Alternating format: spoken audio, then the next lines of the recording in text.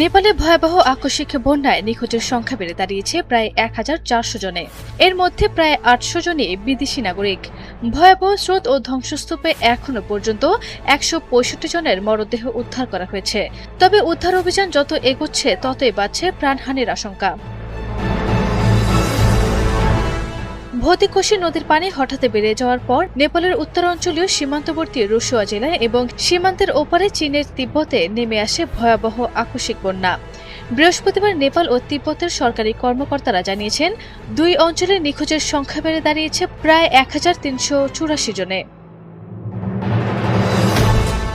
নেপালের কর্মকর্তাদের হিসেবে দেশটিতে নিখোঁজ ৮২৬ জন, এর মধ্যে প্রায় ৫০০ জন বিদেশি নাগরিক।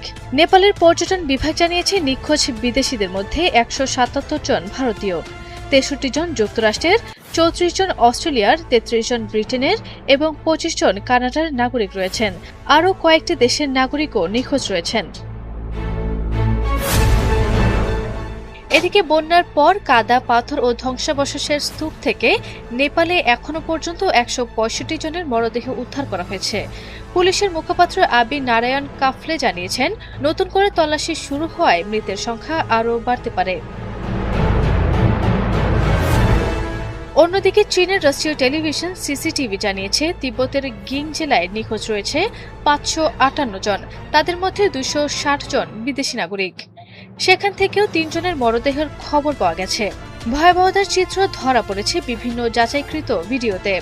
গিরিংয়ের একটি সীমান্তে ক্রিসিংয়ে পানির প্রবল স্রোত ও ধ্বংসাবশেষের সঙ্গে মানুষকে ভেসে যেতে দেখা গেছে।